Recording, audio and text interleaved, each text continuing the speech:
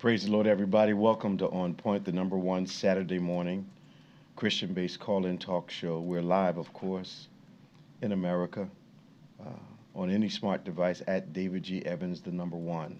So glad you've taken the time to join us once again. We're looking forward to a very stimulating, relevant, high-impact conversation that we always have. But we can't have that conversation without your participation. So I'm hoping you will bless the program again by calling toll-free from anywhere in the world, 866-743-8267, 866-743-8267, 866-74 Evans. Please give us a call. We'd love to talk to you. Our legacy callers, welcome once again. If you're a first-time caller during this hour, welcome. Don't be shy. Just come on in. The water's fine. We look forward to another stimulating conversation. Of course, we talk about faith, talk about the Lord, we talk about politics, we talk about cultural things, we talk about events, all those things that we believe that are relevant to your life, but always from a biblical point of view, a kingdom mindset, so that we understand the times and know what God would like us, how he would like us to react to the time in which we live.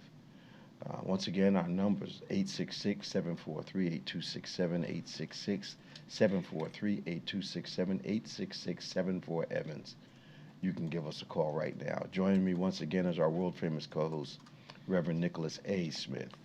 Hey, man. Good morning. Good morning. We didn't have a chance to talk about your conference this time in Texas. How was it? It was good. Yeah, it was good. Once again, learned a lot. Yeah, we haven't sat down and talked about it. No, we haven't had a chance yet. It was good. Learned a lot of interesting stuff about AI. Okay. The new stuff that's coming out. Yeah. And certain things to help us optimize what we do. This stuff's changing like this. It's amazing how when we go to these things, because now at the meeting I attend, there's this young guy, I'm trying to remember his name now, who's the expert among African American pastors on this AI thing, and he's used it in a very effective way to grow his ministry, to spread the ministry, to do his locations. He's just having a great time, using AI, but he reiterates over and over again. It's to serve you. It's not to replace you. Yes. Yep. Yeah. And this year they told us that AI is good for relaying facts, but it has no imagination. None at all. Yeah. None at all. They're even doing a lot of businesses have been doing it, but they're beta testing now AI receptionists. Really? Yeah. And the company that's doing it was talking about how, and they actually do a walkthrough if somebody calls the church. Okay. They don't even, the thing is so good, you don't even realize you're talking to an AI agent. Yeah. Unless you like listening attentively. You got to listen. Yeah. And one guy was like, I was talking to the thing for like 10 minutes, and I had no idea. I thought I was talking to a real person the whole time. I ran into that this week when I called, and I thought I was calling a person, but then I heard the cadence almost immediately. Yeah. I was like, okay, yep, this is AI. Yeah. There's got to be another way. Yeah. So I hit 0 and got a live person. But they're depending on how many jobs do you think will be lost? A lot. See, a lot of them. We're not talking about that part. No. A lot of them are framing it. This is to so your receptionist has other areas they can do. What does a receptionist do? I know. But receive. I know. Okay. Well, you can free up stuff. And but most economics people only think about money. They're only going to think about the cost savings. Because if corporate companies are already doing this already. Yeah. One guy said he was on the phone with a hotel company for 40 minutes and thought he was talking to a live person. Wow. Because the thing is just, it moves so fast. I don't think there's a misalignment between the fact that in America, 92,000 jobs were cut in February. Yep. So almost 100,000 people lost their jobs. I wonder what percentage of that is owed to being replaced by AI. Yeah. A lot. And I mean, I haven't had surgery. I don't think I've ever had surgery at all before. Okay. But now they're using the AI robots to do the surgeries now on people. AI is operating on people? Yes. So like, you know, the robot that they don't have to cut you open to do like a heart thing. They just go through like your leg or through here, and they send something up there by computer to do the surgery. So somebody's manning it. So now I wonder, like surgeons and Star Trek. You if you don't know how to do it, Star Trek, you're almost lost. I'm telling you this. You're right. If you're not doing something like plumbing, electric trade stuff, or people oriented stuff that's required you to be there, if you don't evolve with the tech, you're gonna have a hard time. And they can't get an AI to replace a faucet. Yep. Mm-hmm. So watch the value of hand-skilled people start to rise rapidly. It's been rising. Yeah, because you get the receptionist. Yeah. You might get the scheduler, but a human being still has to come out to your house and fix the heater. Yep. And what's one of the most common things people complain about is trying to find a person they can trust to be a handyman. Absolutely. Because they all cost a lot, and you want to make sure you're getting good service. But to me, we talked about this before. Okay. To me, as much as I love pushing people towards college, some kids aren't built for not everybody college. Is. Right. But people down trade schools for so long. Remember that wave? You got to go to college. You don't want to do these trade jobs and da-da-da-da-da. They're making more than people with a degree now. Absolutely. Because they're needed. Yeah.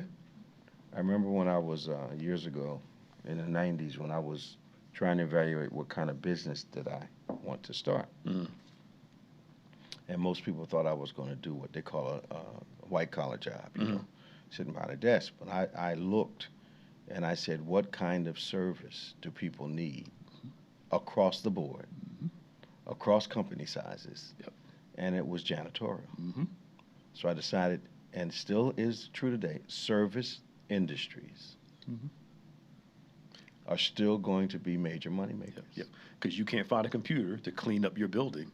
No, you can't. The way a human being can. You can send up one of those little discs around all you want. Yeah. You know, to half mop your floor, but it's not going to work. It's not going to work. It's not going to work. You know, I just think that we've made such a diminished status for people that work with their hands. Yep.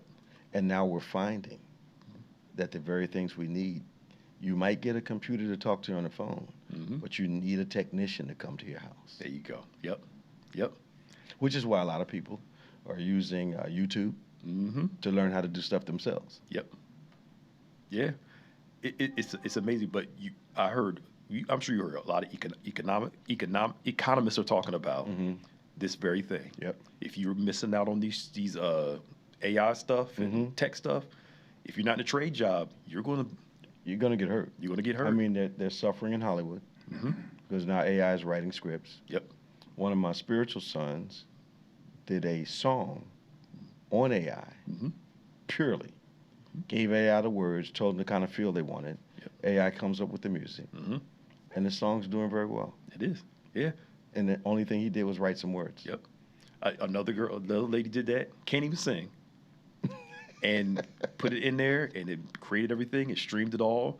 But I think over years, I was watching something years ago, a couple of weeks ago, about how when they start stripping the soul out of music. Absolutely. Everything's more beat-based, AI-based. Remember, people used to sing with soul. You could feel it when they sang. Because AI has no imagination. Yes, has no imagination. Cannot project emotion. Yep. Whatever word they use, mix it so much now that they strip the personality and humanity out of it. You get the sterile version of the song. Yes. Not that human factor. You know, it's like in the difference between, and I have exposure to both, secular singers and gospel singers. You can literally tell when a secular singer is trying to sing gospel. Because first you have to have anointing for gospel. Secondly, experience drives a person's approach to a song. Yes. So if I don't have this experience with God, it's hard to convince you that I'm singing about him. So it's more than notes. It is. And we're back to imagination. Imagination. Yeah. That's why Mother so-and-so back in the day. Yep. Her voice would crack. Yep. But when she starts singing, church went crazy. It was over. It was over. Because it's just, because you're right, that oil and that experience come together. Absolutely. That's why you can tell the difference between the approach of a young adult choir who's largely singing on talent and a more mature choir. The tone of them is different. Yes. Because life is driving the song. Absolutely. Okay. They feel it. Yep. It's not a performance. Nope. Lived it. Yeah. Yeah, that's so true. 866-743-8267, 866-743-8267, 866-74-EVANS. Give us a call. We've got Scott from Runnymede. We've got Tracy from Jacksonville, Florida. We've got Tom, of course, on line 4. We want you to give us a call as we have these conversations. Let's go to Scott. Good morning, Scott. How are you? Mr. Evans, Pastor Nick, what's going on? How you doing, man? Good. I'm proud of you, boy. Seeing you in Bible study, seeing you in church. You're doing good. Yes, sir. I want to thank you, Bishop, and Pastor Nick, and again, everybody at Bethany for making me feel welcomed. Absolutely. I was telling a coworker of mine, of course, she's Caucasian, older lady, she enjoyed your service Wednesday night, and good. She gave me some money to give Wednesday. Joy is a sweet lady, and I want to thank you, Bishop, for our friendship. Absolutely. You being a big brother. My mind goes back to, I'm going to, get to my point, if I can reflect, when of course you were vice president of the bank, and you would know better, Bordentown, me, Dad, and Leon were all up there, and that the guy had a toy factory, and I look back on that, and we had some good times together, Bishop, and I look forward to more. And thank you for that sermon on Wednesday, because I was feeling in the depressed mood. Yeah. And I was going to stay home. There was nothing but the devil, and glad you came, man. Yeah, I'm glad to be there. What's that song? I Feel Good. Yeah. So when I got inside the house of worship, I felt good. That depressed mood disappeared. I tell people, you're preaching and teaching the hocus pocus alakazam. Yeah. It's real. Yeah. Got a second job too. Wonderful. Like you say, when you tithe. Yep. And when you pray. Things start happening. Works. Things start happening. Yes, sir. A little job at Marshall's over in Deptford, cleaning. What I seen them do best, and I missed the income now I brought to the table, but I got to get in my mind she's not here, and this is me. You're doing it. Yes, and it's real. Your preaching and teaching is real. I appreciate Pastor Nick, that. what's going on, brother? I'm chilling, man. Praying for you. Good. Real quick. Go ahead. I see real free agency starts up next week. It's gonna be interesting to see what the Eagles do. Of course, is A.J. Brown, is he staying or going?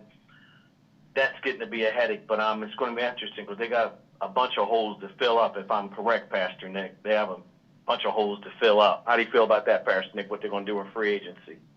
Well, I mean, they're probably not going to do too much because they got to sign like 4 or 5 big people next year, I believe. Okay. To big contracts. Okay. And, the NFL is a hard cap. It's not like baseball where the luxury tax, you can go above it. Yeah. But, accounting. They find ways to finagle, to not manipulate the books, to work the books. Yeah. Yeah, you said it right the first time. To push debt, to move it here. They be moving stuff to make room. Yeah. They make adjustments. Yeah, they make adjustments. You know what I mean? to make round to 0 down, round to 1 up. They pushing it back a few years, and we'll deal with it later. I don't know if they're going to spend the money they need, because if what you say is absolutely valid, and we know it is, you guys know what you're talking about. Have they decided to tank another year? Well, no, I think last year or struggle another year. No, they picked up. They got rid of the offense coordinator, and they got a guy from Green Bay. Now, was he the problem? Yes, he was the problem. Why'd they hire him then? Because it was an internal hire. They thought he was the next guy up. So instead of looking at does he have the skill set to do it, it was he's the next guy in line. Yeah, and he was friends with the coach and stuff, and you know how that goes, Bishop and Pastor Nick in Philly. I've been saying for the past couple weeks, if you see people with equal talent or less talent, and all of a sudden they get pushed to the top position, despite their deficiencies, there's only one level above talent, and that's acceptance. Yep. Right. That's why a lot of people with the relationship get the job, and others with talent don't. Yep. Because the last 2 times they hired within, the offense went down.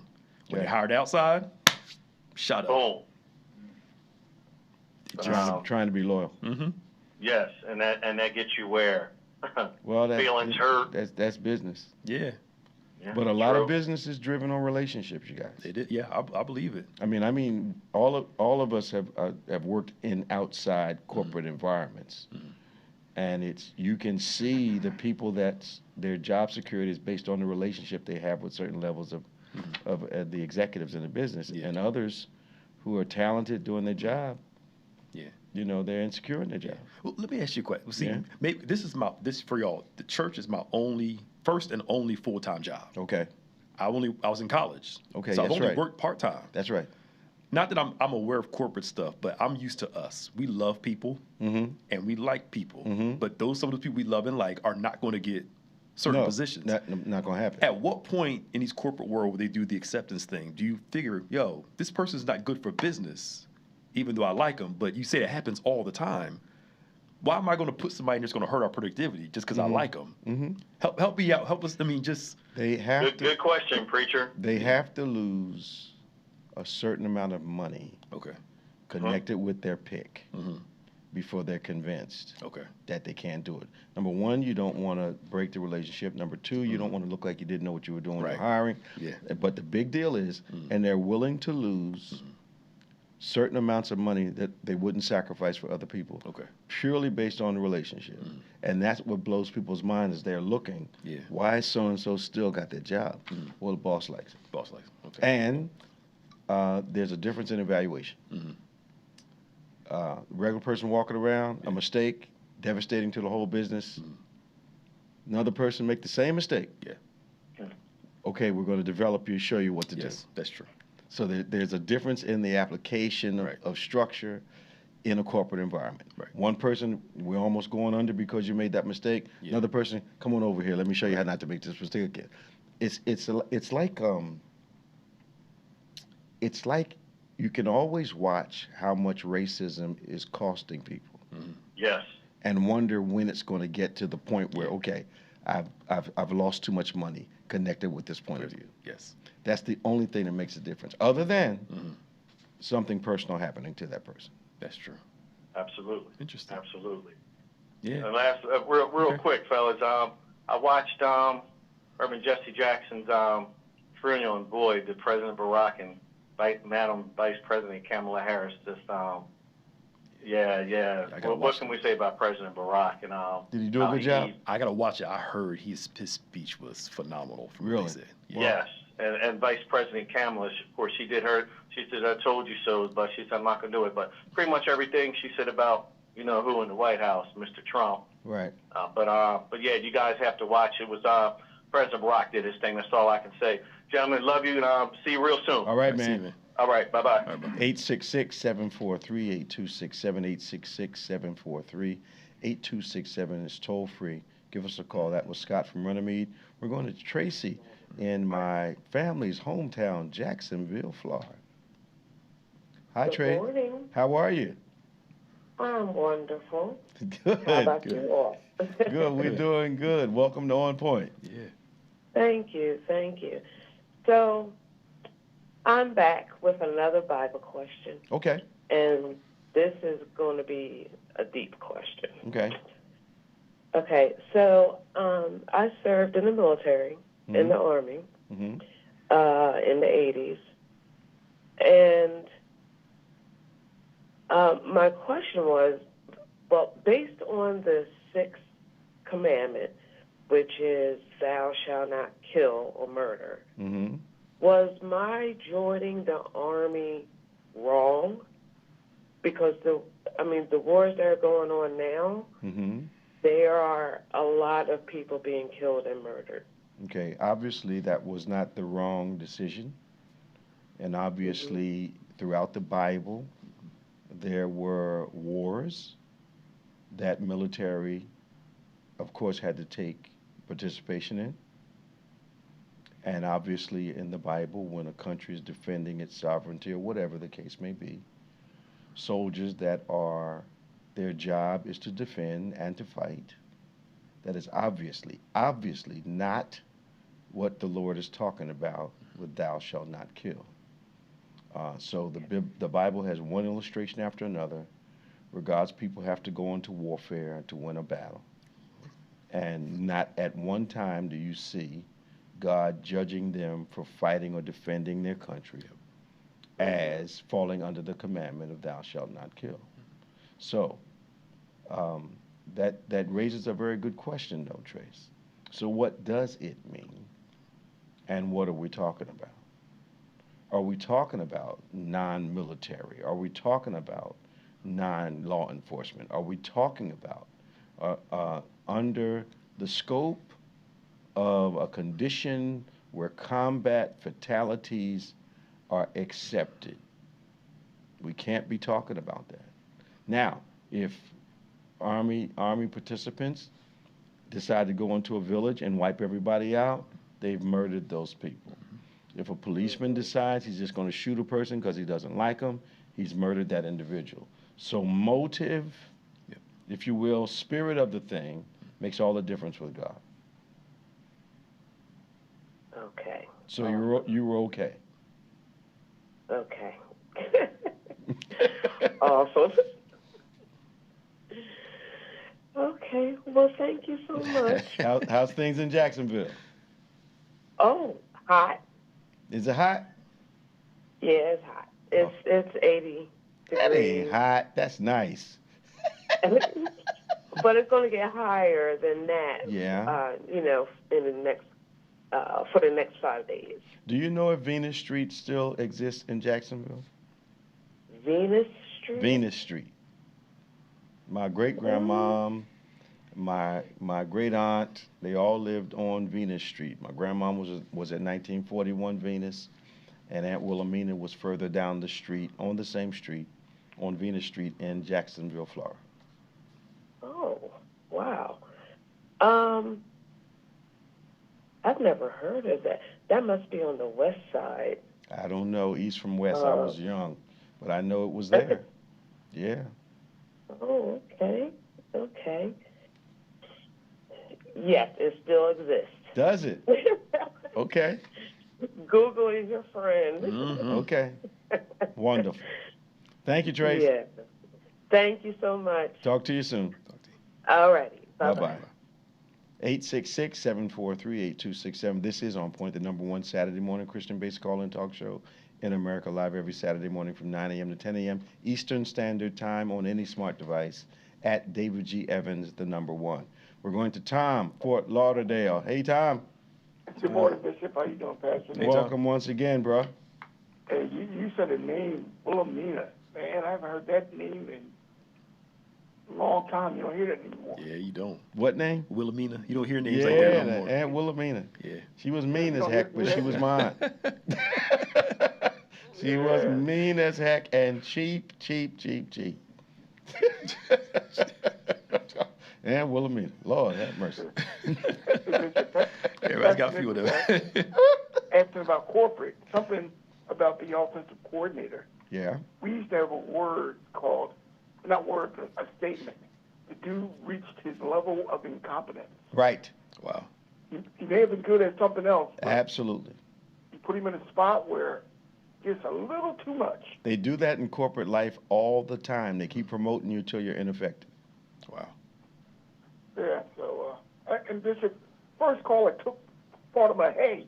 Okay. I was going to ask you, did you see the president, the real president, at Jesse Jackson's stand?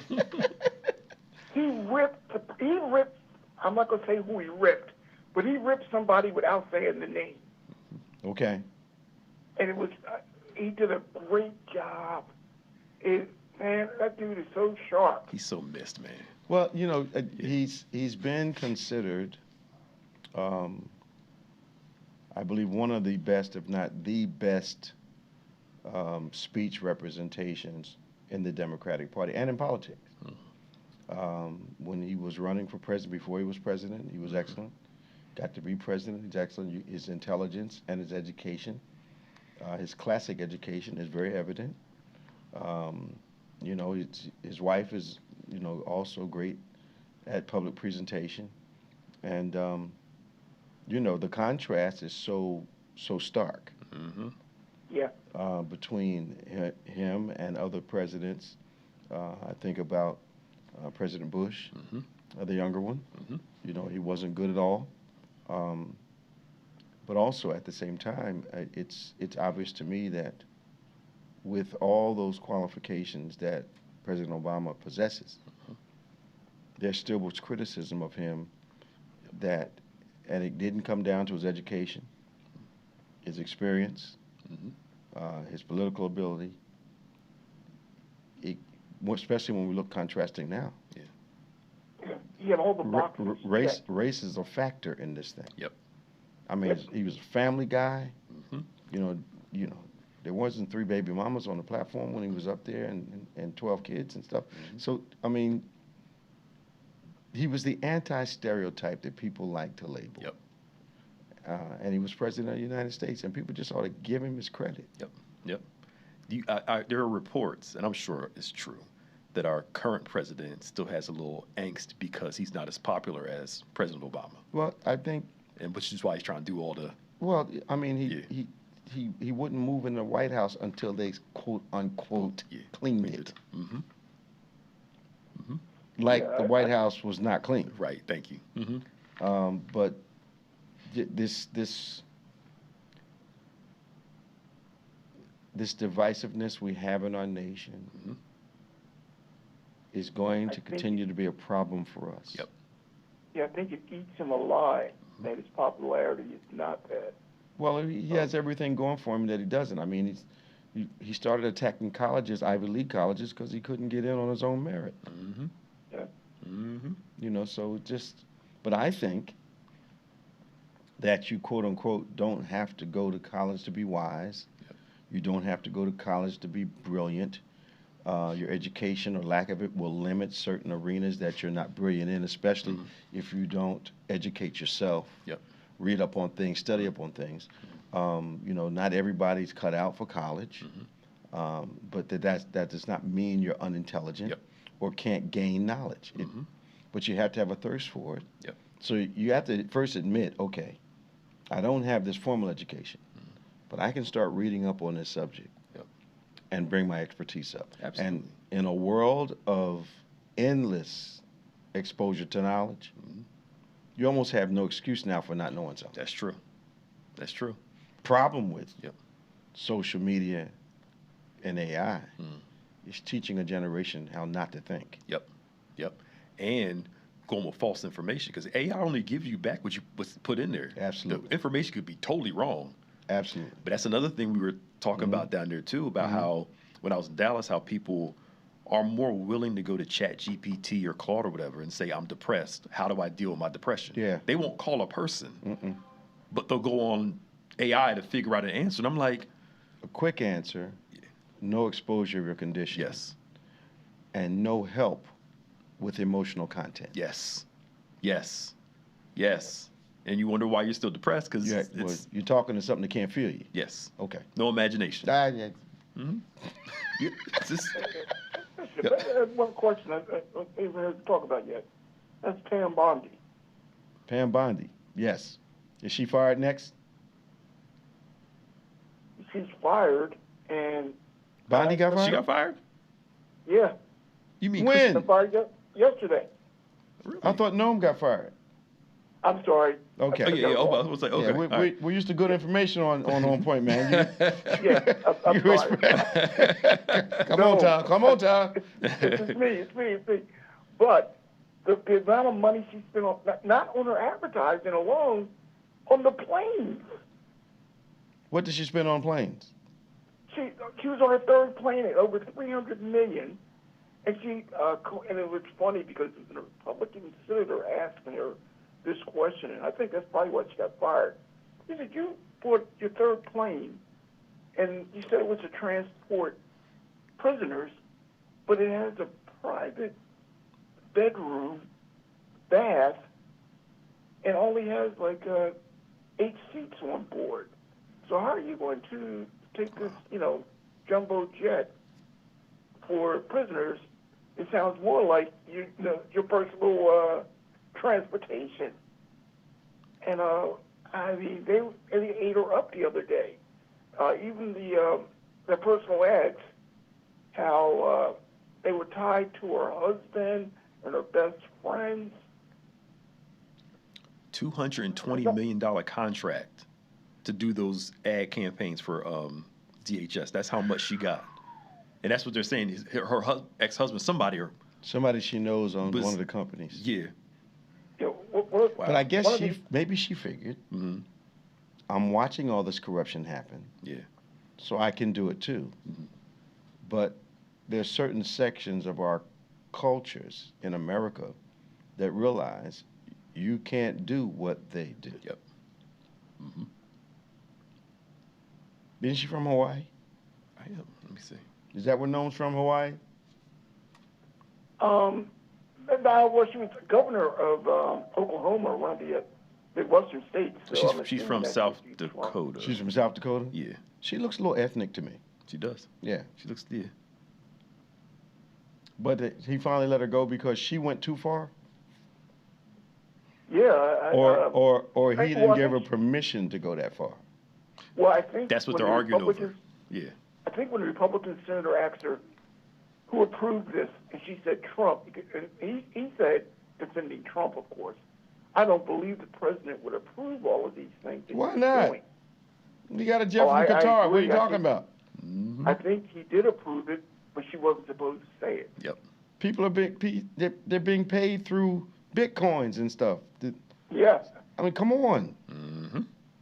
The president is not supposed to get wealthy from his presidency. Mm-hmm. He can make money before, he can make money afterwards. But he's not supposed to be getting wealthy, especially at the expense of the American people. Yep.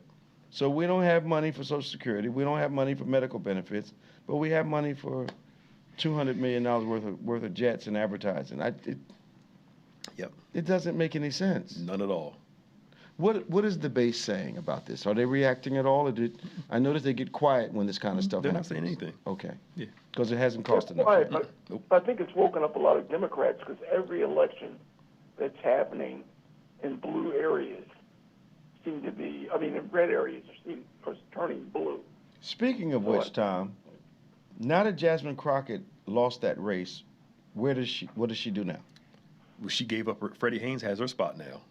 Freddie Haynes? Yeah, ran for that spot. Yeah, while she was going up, he ran for her spot, so he got that. And Freddie got that? Yeah, he got that. So she's not going to be in office. She's going to just, I guess, do some grassroots stuff. Or is Freddie going to give up the seat so she can step back in it? Don't know. They haven't said anything. No. Was he a placeholder? I haven't said anything. They haven't said anything. I can't see Freddie getting that involved in politics. Yeah, and he was getting through some stuff too. So I don't know. He was sick for a while, but yeah, I don't know Freddie. I can see him being a placeholder just in case that didn't work out for her, because that's her pastor. Yeah. Yeah. Yeah. And Bishop, I was hoping that she won, but I think to win that seat, it may have been better for this Caucasian to win. I hate to say it that way, but in Texas, I'm not sure she could have pulled the whole state. But there seems to be some controversy regarding the votes connected with this particular? From what people in Texas are saying, like Texas had a thing where you can go and vote anywhere, like Dallas. Okay. You can go to any spot and vote. And a couple people went to some locations, and when they got there, they said, you're in the wrong polling place. You need to go here. But they used to just go into whatever. When did that start? That's what people are trying to figure out. When did this start that we can go here and there? You know? But before, we could always just go to one place. The difference in talent is acceptance. Yes. Mm-hmm. Yep. And, the Hispanic voted out big for this guy. Okay. Because we saw what happened with Kamala with the Hispanic vote, with certain Hispanic men. Yeah. But they're saying that one of her challenges was now again, I'm not from Texas, so I can't sit there and say for sure. This is what people from there were saying. She didn't really do well in the Hispanic community because she wasn't really relying on that community. Because here's the crazy thing. Okay. There's enough black people in the area that she was in that could have voted for her that didn't turn out. More than any other state in the nation. Yep. If they all came out, she'd have won. Now they're sitting around talking about, I wonder what happened. You didn't go vote. You go vote. When are we going to learn? Mm-hmm. Yep. Why complain afterwards if you didn't participate? Mm-hmm. Yep. And even Al Sharpton said that. He's like, we got this problem because a big part of it is on us. Mm-hmm. You know, if our group would have came out in these areas, we would have won over here. Same thing happened in New Jersey. Mm-hmm. Okay. Yep. And Bishop, I got to know how to get off, but people don't remember when Bush ran against Al Gore, that was 500 votes that made a difference between him becoming president or not. Yeah. That's not a lot. No. Because they say most, when they finally get down to all the votes, most presidential elections get to either 1 million votes or less. Yep. Mm-hmm. Oh, Kamala could have, she could have won because she lost 100,000 here, 50,000 here, 30,000 here, and you look at how many people didn't vote. And now they're what, complaining about the president that they voted for by not voting? Mm-hmm. Okay. Mm-hmm. Okay. You can't sit it out and then complain about the result. Yep. Okay. Yep. Mm-hmm. Well, I'm not doing anything. Okay, you just voted for who you didn't want to get. Absolutely. Okay. Absolutely. Tom, good talking to you, man. Hey, you guys have a great day. You too. 866-743-8267, 866-743-8267. Pastor Nicholas Smith, I'm Bishop David Evans, and we're here on Point today having another lively conversation. And we're going to Robin in Bear, Delaware, who, of course, is going to only have one thing to say.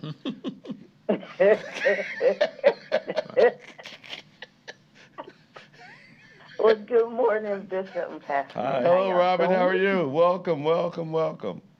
I'm doing good. God is good. I'm just so happy.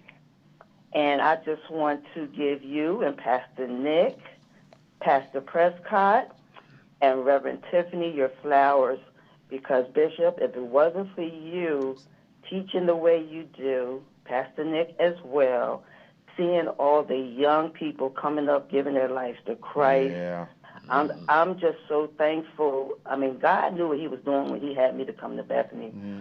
But I just wanted to let y'all know that it's a beautiful thing to have a pastor, a bishop, to be able to teach and have sense of humor, but also teach in a way that we can understand, giving us the food that we need to live spiritually. So I wanted to thank y'all, for that. Appreciate Reverend Tiffany helped me with counseling when I needed it years ago, and Pastor Prescott prayed. So I'm just thankful.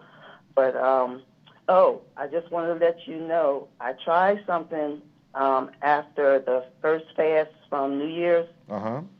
I said, because you know what I'm working on, my breakthrough and things that I've been praying for. I did a 10-day fast with nothing, no water, no food. I did 7 days first, and then I took a day off, and then 3 days. Bishop, that 7th day, all I can say is that 6th day, you talking about somebody calling on Jesus to get me through that last day, but it's amazing what the fasting and praying can do for a person. So I never knew about this until I got to Bethany and how you taught on it. So I wanted to share that with you. Thank you, Robin. Thank you. How's my daughter? How's your daughter doing? She's fine. She's coming to church with me soon. She already said she's coming, so I will let you know some kind of way. Yep, she's coming. Tell her when she gets here. Don't run out before she says hello. I know. But I had this one thing. Y'all was talking about Jasmine Crockett. And I watched the, the primary. And then now she's suing because she was approved by the courts to have the polls open until 9 p.m. Okay. The Supreme Court stepped in and had them to come and said, no, shut it down at 7 p.m. So now she's suing to find out where all those other votes are. Wow. And, regarding that. Right. So it's more, so she's suing. I saw the breaking news where, she's suing because it's a lot of votes that wasn't counted. And then for Supreme Court to say, no, 7 o'clock, shut the polls down instead of 9. And she had everything was in order. So it's a lot more behind it. So I don't think she's going to give up. I think she's going to fight this. They didn't want her. Yeah. I've never seen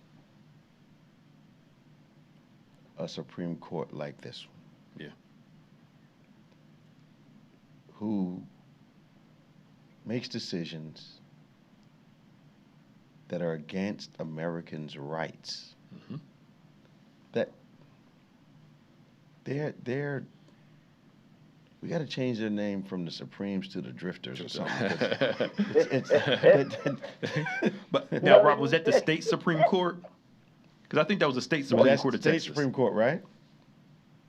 I think it was the Supreme Court. Now there is another type of court in the state of Texas, though. But yes, they have a state. You can look it up, Bishop. Yeah, there's state and then there's federal. Yeah. But there's still Supreme Courts. Yeah. Yeah, they need to sing another song. Yeah, she's fighting it. She's fighting it. So, but that's all I have, and I just want to pray for the military that Trump is thinking about putting on the ground, and also I have a cousin that's in the military, so I'm praying, for everybody. But pray for the lives lost in that tornado. Bishop, I've never seen a tornado like that and how it was picking up houses. It was just so sad. Mother and daughter died, so just praying for them. Where was that? Where was that tornado? Michigan and Oklahoma, but the one, so it was, oh my goodness, I've never seen a tornado like that. Oklahoma is in what they call Tornado Alley. But Michigan, have you ever had one in Michigan before like that? I'm sure they've had them before. We've had them here, of course, but nothing, I mean, down in the Mullica Hill area, you can still see the effects of the tornado from a couple years ago. Yeah, I remember that one. It looks devastating. And our tornado, by tornado standards, was not a quote-unquote major tornado. Yeah. So I can't imagine what it looks like, and you see a minibus flying through the air, but just the amazing power of God's wrath. Of what not so much the wrath, but what God has created and what the atmosphere can produce is just amazing to me. Yeah. Thank you, Robin. All right, y'all have a blessed day. Love you guys. Talk to you now. And be safe. All right. All right. Bye-bye. Bye. 866-743-8267, 866-743-8267. This is On Point. We have about 12, 13 more minutes before we have to start closing out the program. We'd love to talk to you. Talk to you about faith, talk to you about politics. You're looking at two sports fans. When does March Madness start? Let me see. Because that college basketball game is what I like to watch. Yeah. And I'm wondering this year who's going to do it. I know the tournaments are winding up right now. Yeah. So Tuesday, March 17th. Tuesday? Okay. 10 days, Yeah. I'm excited to see them. I like watching the women play more than the men. Yeah. They can shoot fouls too. Yeah. But and that one girl from Iowa State, scoring like 40 a night. Yeah. Man, she's strong. They've got some people. Yeah. But I've seen a couple of the guys. They've got some guys that are going to go right to the NBA this year. Yeah. Duke that can really play. Mm-hmm. And they've got a couple guys that are not at major schools. Mm-hmm. Nice, man. Yeah, I know. Yeah. Nice. As long as we get some good Cinderellas in there, I like a good. Oh yeah, it's going to underdog. Yeah, some people are going to get past the first round. Nobody thought would. Mm-hmm. Get to the second round. Nobody thought would. Yeah. But when you run into the big boys, it's going to be a problem. Unless they're having an off night. Yeah. It's going to be a problem. It's going to be a problem. You got to have more than one star. Mm-hmm.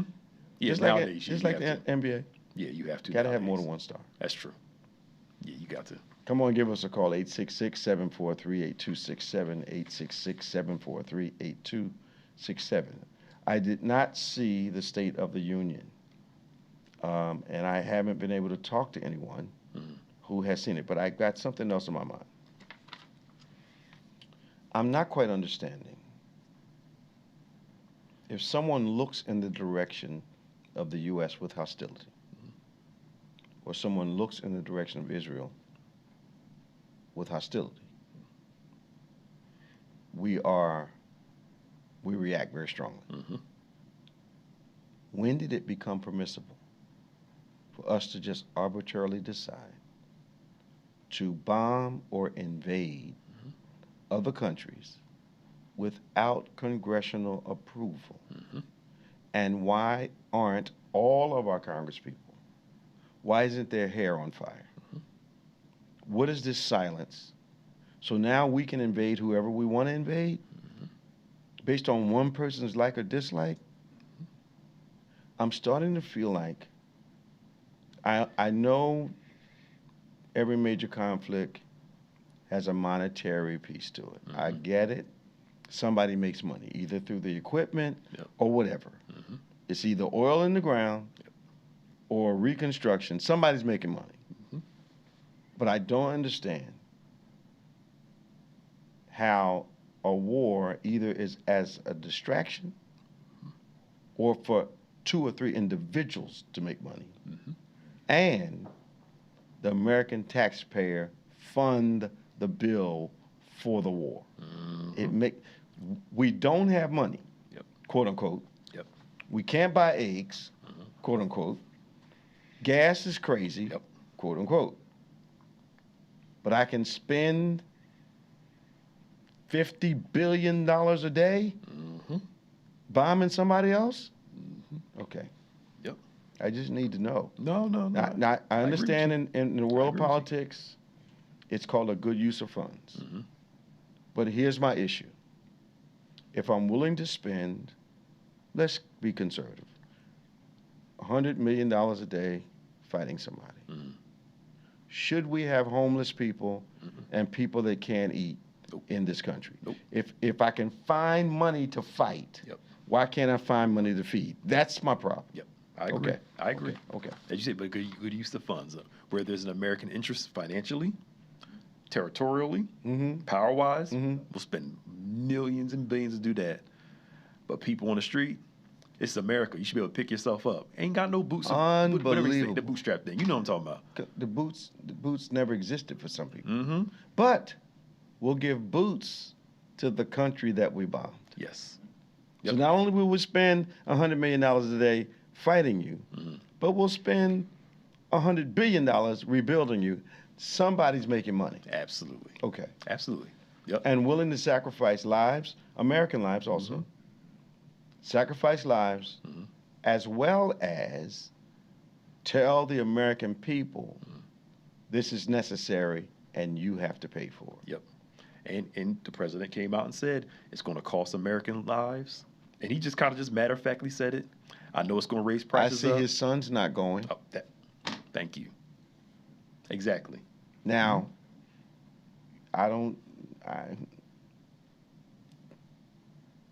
you inherit bone spurs? Is that what I'm hearing now? No.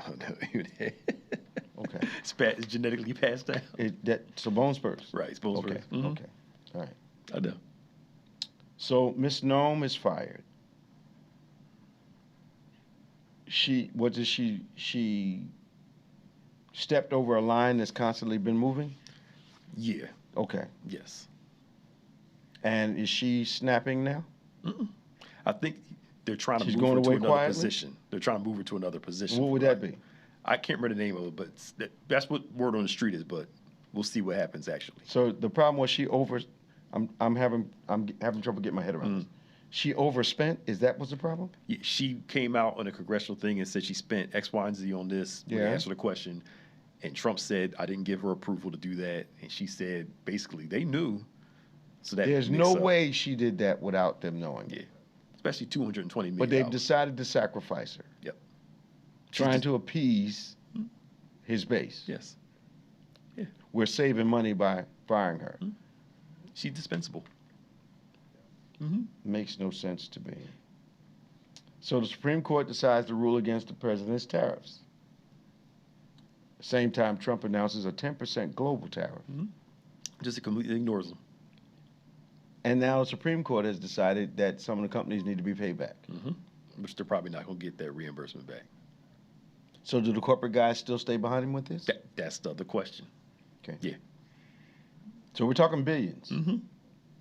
And you know, I've always said that the problem they're going to have is when they start losing real money. Yep. We're in the billions now. That's going to be a problem. Couple million here and there, that's a rounding error on the balance sheet. Yep. But when you're losing billions as a sector, there's a problem. Okay. Like they did with the when they were doing the immigration raids at the hotels and the farms. Them folk jokers got on the phone and basically said, hey, we need y'all to leave this alone. And ICE start pulling out of those areas, the hotel industry, the farm industry in certain places. You got that much power, you make a phone call? Absolutely. What do you think this whole Epstein thing is? Mm-hmm. Somebody called and said, too many of my friends are going to get hurt. Yep. Mm-hmm. Wow. Yep. Well, we are coming up on the end of another program. These shootings are getting out of control, or have gotten out of control.